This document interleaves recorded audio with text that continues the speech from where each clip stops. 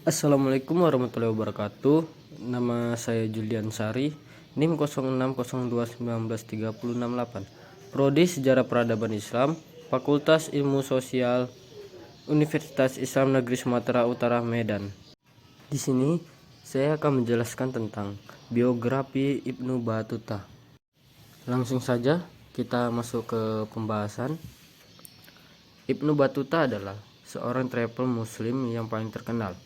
Bahkan dialah tokoh utama dalam dunia travel pada abad ke-8 Hijriah. Tidak tanggung-tanggung, ia habiskan 28 tahun dari usia untuk mengelilingi wilayah-wilayah yang terkenal di zamannya. Ibnu Battuta adalah seorang keturunan Berber atau etnis lain dari daerah Afrika Utara Timur Lembah Nil. Terlahir sebagai putra keluarga ulama fikih di Tangier, Maroko pada 24 Februari 1304 Masehi atau 703 Hijriah. Ibnu Battuta seorang muslim pengelana dan penulis salah satu buku perjalanan paling terkenal, yaitu The Rihlah atau Perjalanan. Karya besarnya menggambarkan luasnya perjalanan yang mencakup sekitar 75.000 mil atau 120 km dalam perjalanan ke hampir semua negara muslim dan sejauh Cina dan Sumatera. Saat berumur 21 tahun, Ibnu Battuta berangkat meninggalkan kampung halaman untuk menunaikan ibadah haji, yaitu perjalanan ziarah ke Mekah, yang kala itu lazim memakan waktu hingga 6 bulan. Setelah menunaikan ibadah haji, ia kemudian mengadakan perjalanan ke Irak dan mengunjungi kota Mosul, serta negeri-negeri Ajam atau non-Arab. Kemudian ia kembali ke Mekah untuk menunaikan ibadah haji yang kedua kalinya. Setelah itu, ia pergi ke daerah semenanjung Arabia, bagian selatan, Afrika Timur, dan Persia. Dari Hormuz, ia kembali ke Mekah untuk menunaikan ibadah haji yang ketiga kalinya. Dari Mekah, ia kemudian pergi ke Asia Kecil melalui Mesir dan Syam. Itulah dimulainya perjalanan penjelajah Ibnu Battuta.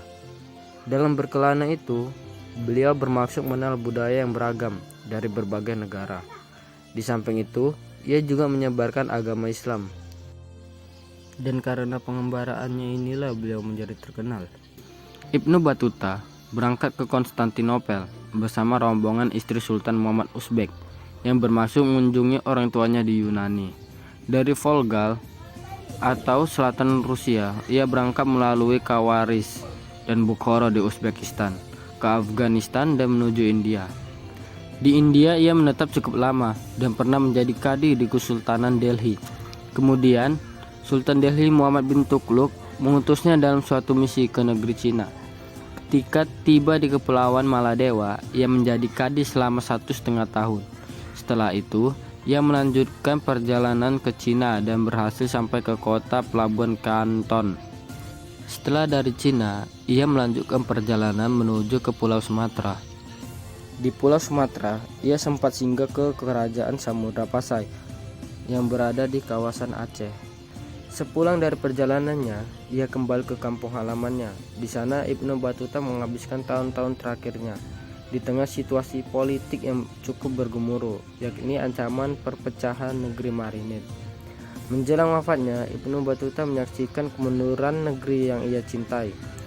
Dan pada akhirnya Ibnu Battuta menghembuskan napas terakhirnya pada 1368 Masehi atau 700 Hijriah. Tidak ada satu sejarawan pun yang yakin di mana persis letak makamnya. Di Tangier sendiri, hingga kini ada sebuah tugu makam yang dianggap sebagai peninggalan Ibnu Battuta. Dan inilah The Rihlah, buku perjalanan yang ditulis oleh Ibnu Battuta yang mendokumentasikan perjalanan dan penjelajahannya seumur hidup, yang menurut deskripsinya mencakup sekitar 70.000 mil atau 120.000 km. Begitulah perjalanan penjelajahan Ibnu Battuta. Dan saya sudahi. Wassalamualaikum warahmatullahi wabarakatuh.